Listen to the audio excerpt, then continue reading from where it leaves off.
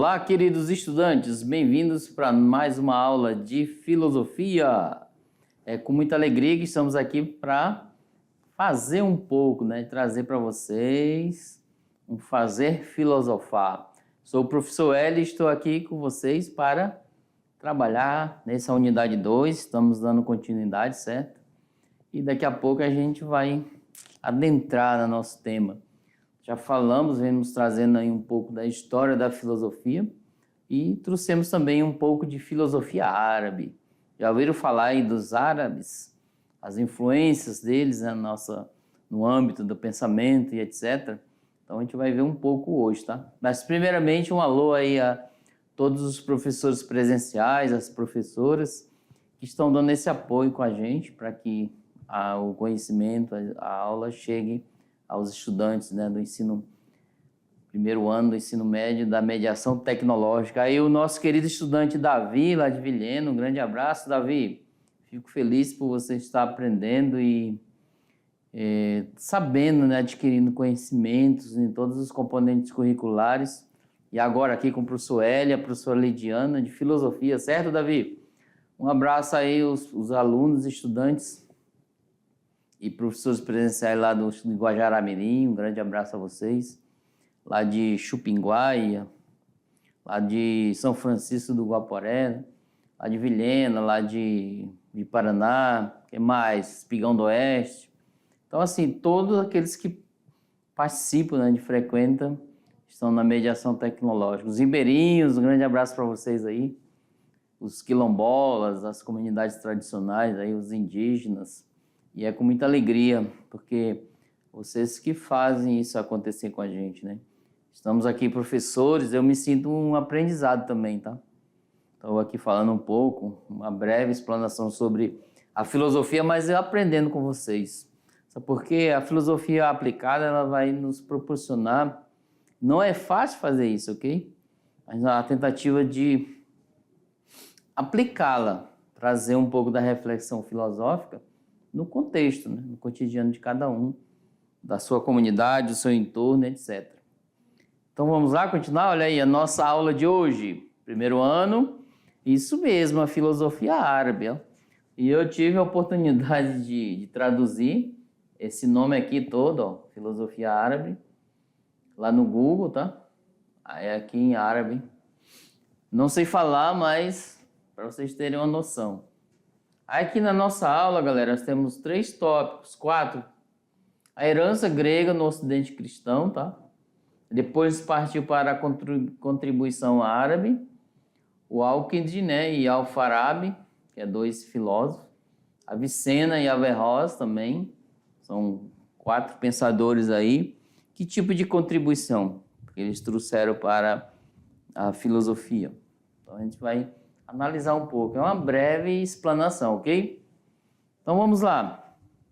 A herança grega no Ocidente cristão. Com a queda do Império Romano, lá um contexto aqui, ok? Em 476, a implantação do modo de produção feudal, a cultura greco-romana quase desapareceu, gente. Então tá aqui, ó, quase. Não desapareceu não, só foi... Essa palavrinha aí já diz tudo, tá? Então, a herança cultural grega foi preservada nos mosteiros, ó. Por isso que esse quase aqui não deu desaparecimento total. Pelos monges, únicos letrados, naquele momento.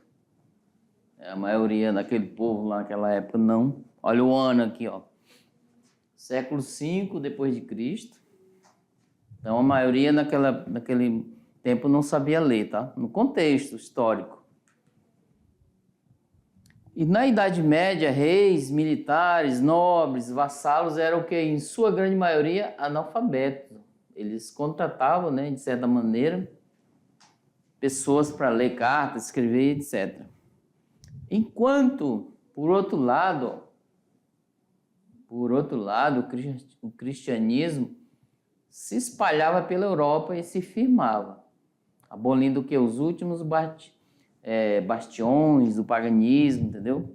Então a cultura cristã ela foi se espalhando.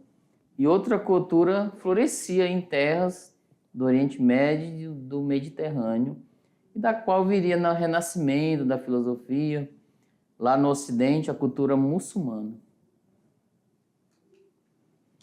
À medida que as obras de Platão e Aristóteles eram traduzidas, aqui, ó, lembra que nós vimos que o Platão e Aristóteles, ó, Sócrates, filósofo, tá? Nós vimos nas aulas anteriores. Platão, que foi aluno de Sócrates. Aí depois Aristóteles, que foi aluno de Platão. Isso aqui formava a filosofia clássica ou filosofia socrática, ok?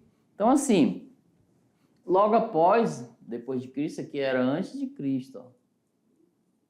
E nós estamos falando depois de Cristo. À medida que as obras de Platão e Aristóteles eram traduzidas, ó, o que eles escreviam, tá? Escreveram na época, eram traduzidas, preserva-se a concepção de ciência greco-latina, tá? Grega. Como o saber subordinava-se a questões religiosas, por causa do período da Idade Média, diversos teólogos adaptaram o pensamento antigo à fé cristã. Olha só, vem aqui comigo. O teólogo em si é aquele, falamos aqui, ó, diversos teólogos, é aquele que estudava teologia, porque teo vem do grego a palavra Deus, logos, estudo, tudo sobre Deus. Então, por exemplo, no âmbito cristão, evangélico, ele pastor, de certa forma, muitos estudam teologia. E dentro da Igreja Católica, muitos estudam teologia, tá? Por exemplo, para ser um sacerdote, um padre, ele estuda filosofia e depois teologia.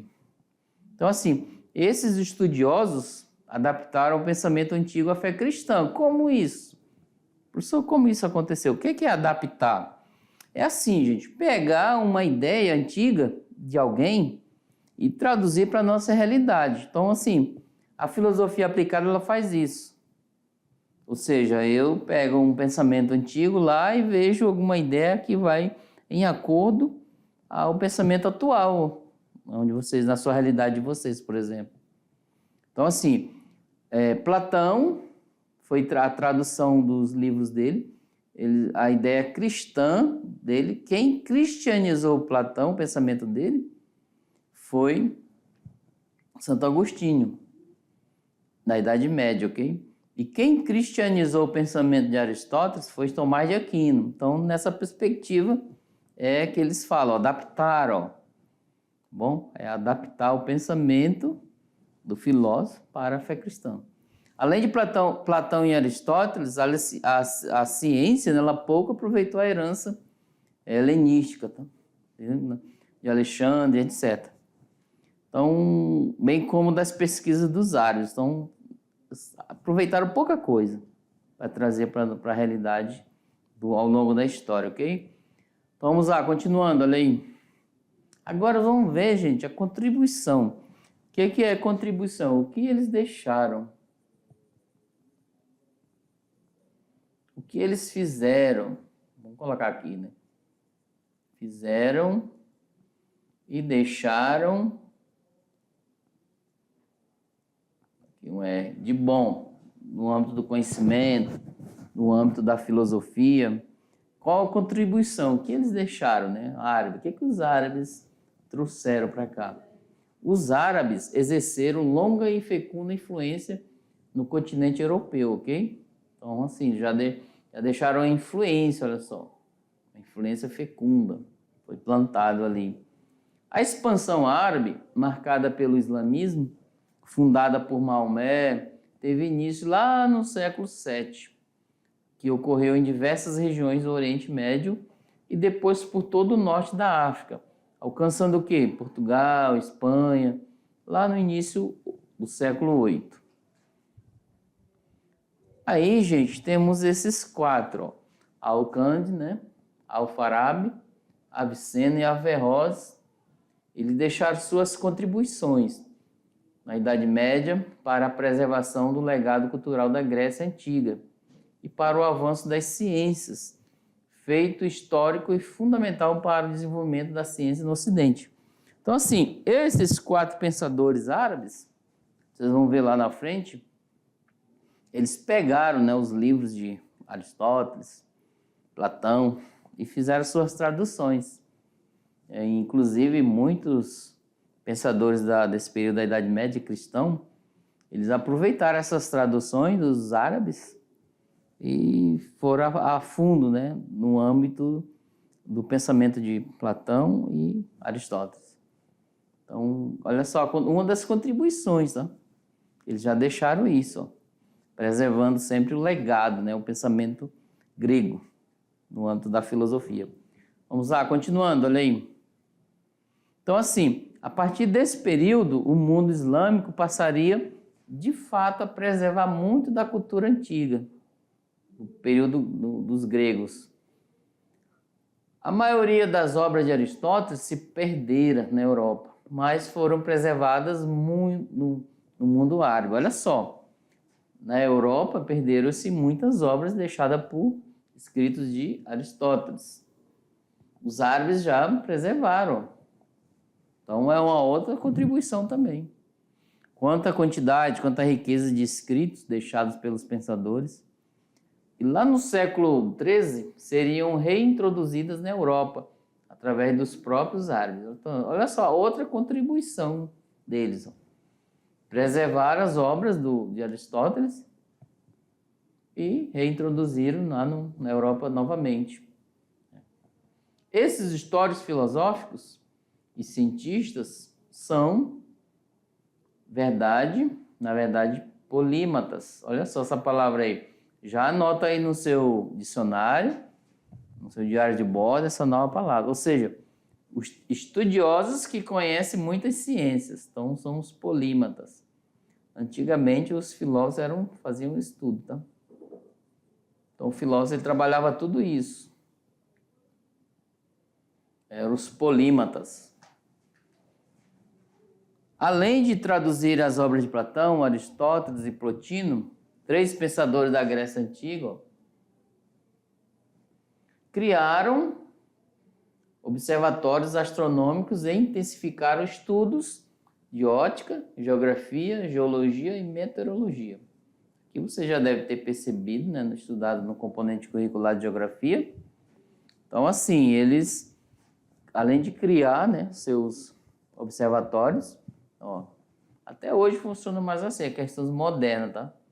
Estão de olho no universo, ó. Fica horas ali observando e anotando. É aquilo que a gente podemos fazer, vejam bem. Vem aqui comigo. Então, assim, vocês podem ficar lá aí no interior, eu já falei que dá a possibilidade da gente verificar muitas estrelas, certo? Aquele céu estrelado, muito bom, muito lindo mesmo. Imagine com um telescópio. Né? Você já olhou você já vê o céu muito bonito. Então, o astrônomo da época ficava assim. E hoje também, só que são equipamentos distintos, mais modernos, um avanço mais longe, etc. Mas os observatórios, mais ou menos, dessa perspectiva. Fica uma pessoa ali sentada e hoje eles têm uma amplitude muito grande no universo.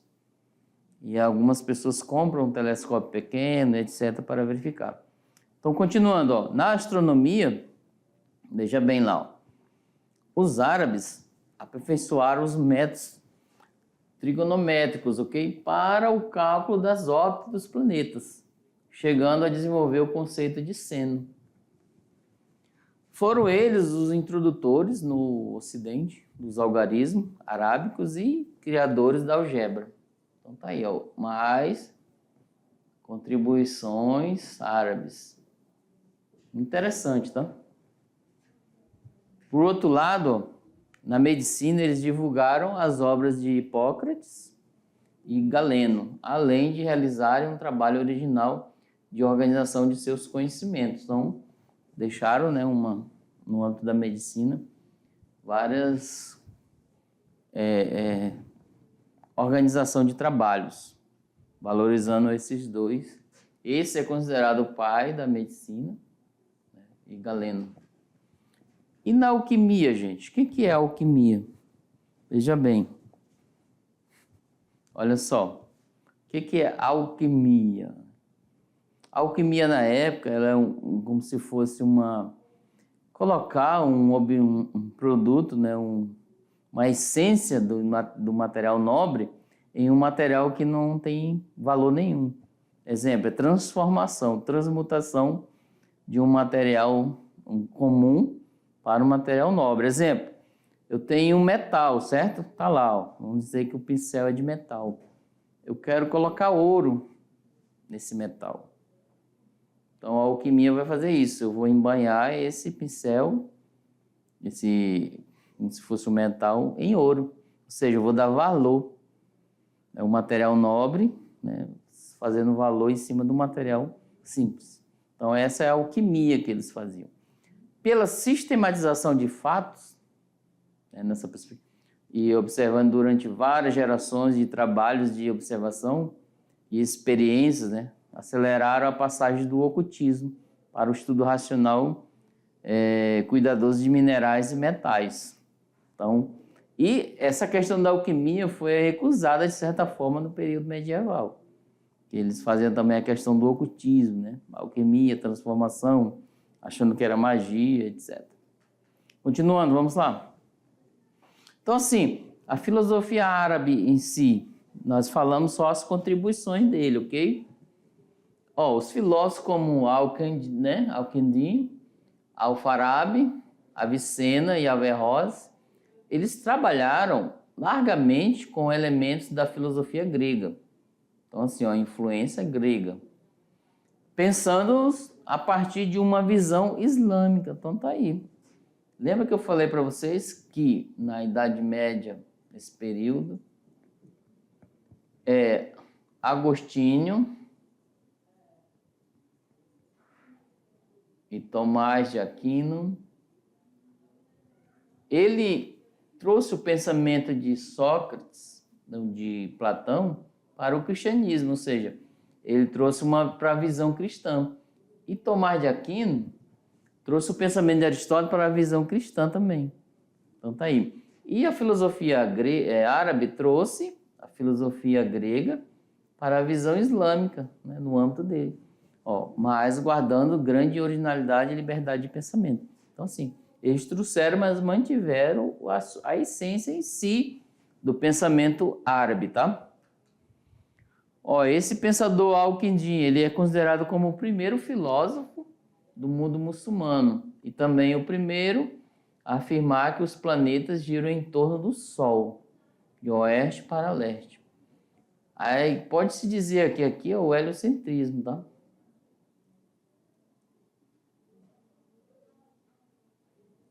Se os planetas estão girando em torno do Sol, né?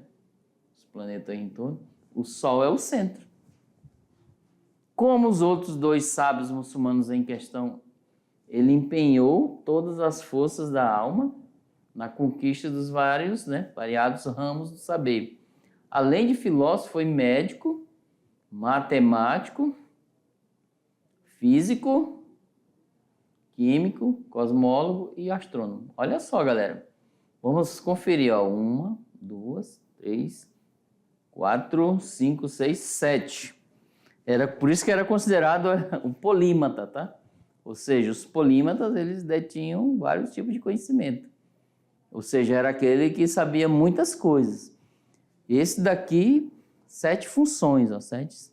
Imagine só, aqui, hoje em dia, pela distinção e a separação, fragmentação do conhecimento, a gente temos as vários componentes curriculares aqui, e cada componente curricular tem 1 ou 2 professores, certo?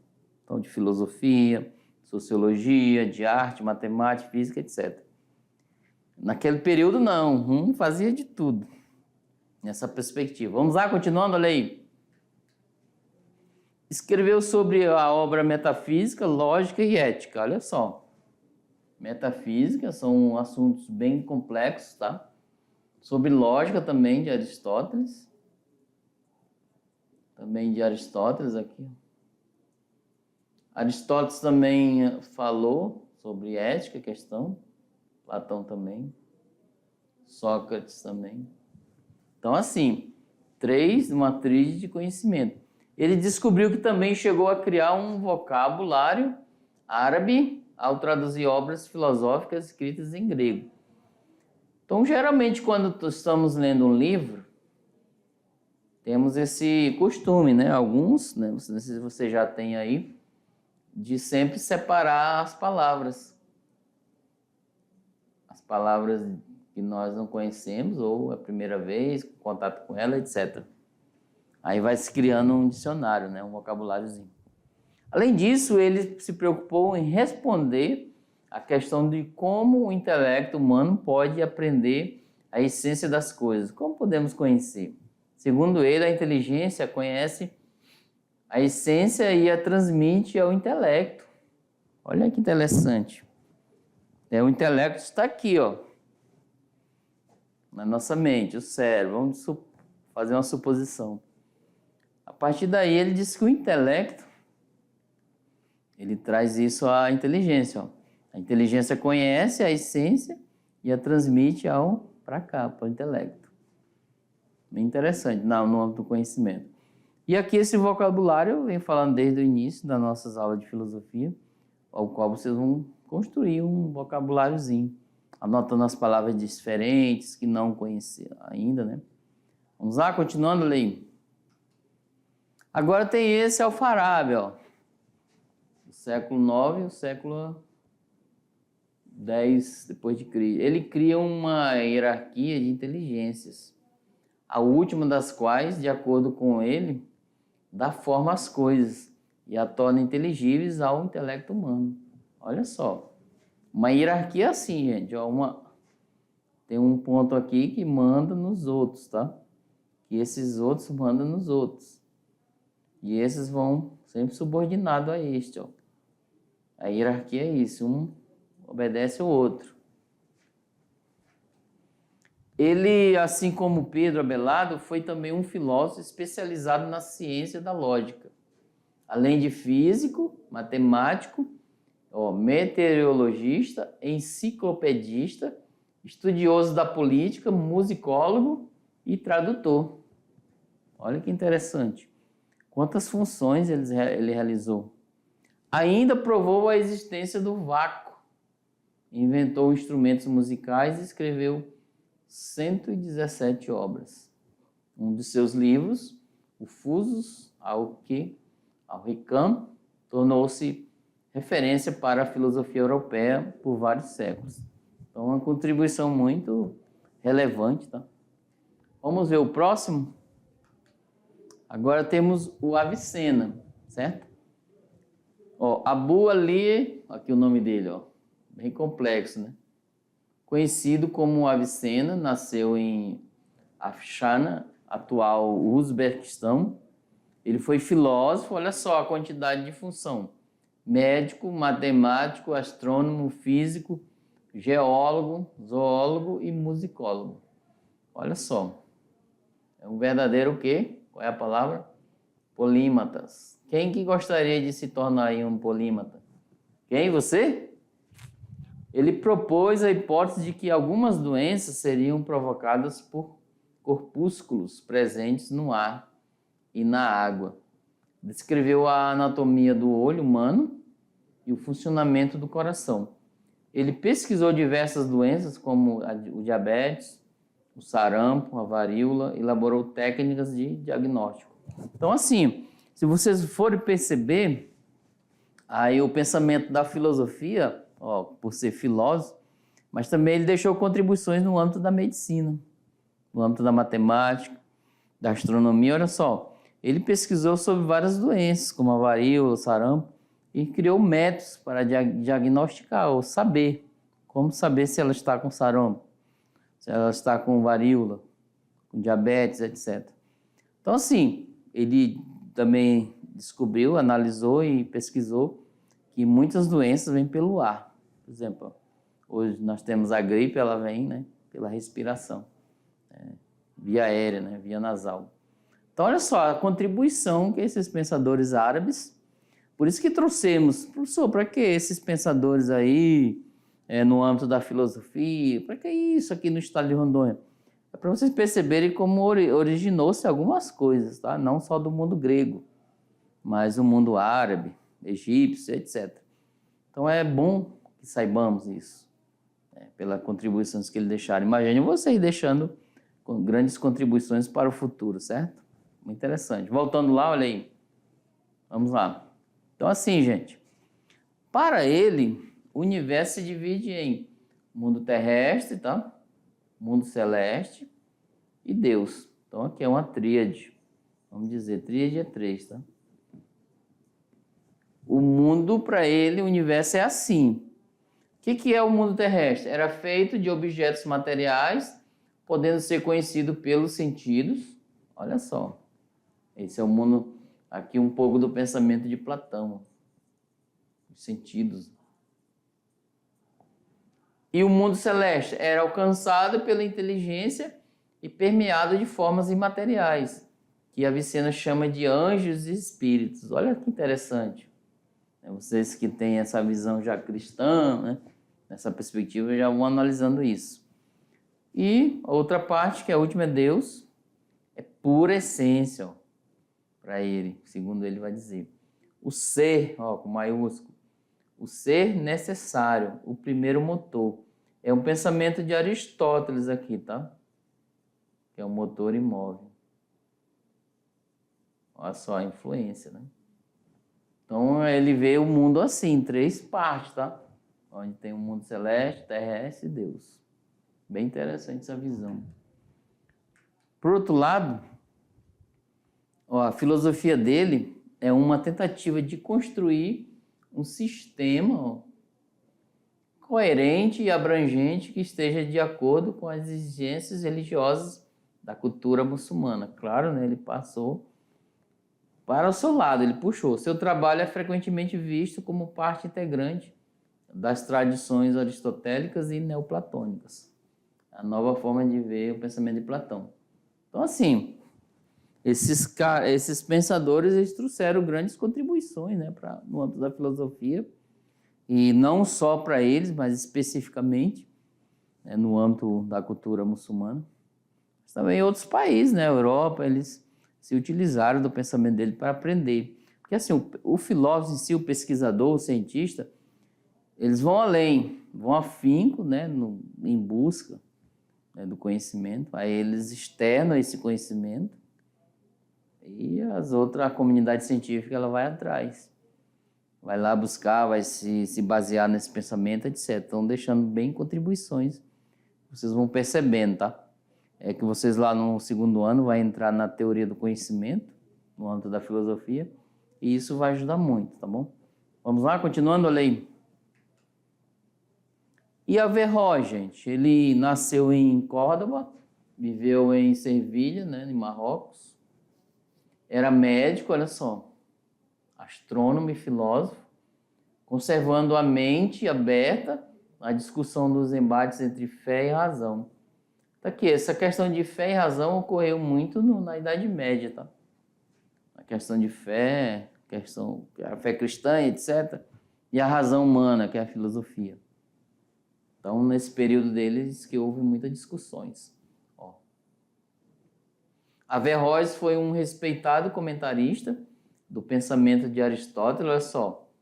Ainda a influência do pensamento da filosofia clássica, permitindo que os teólogos, você já sabe o que é teólogo, tá? Do Ocidente cristão, entrassem em contato com a sua obra. Olha só, que interessante aí.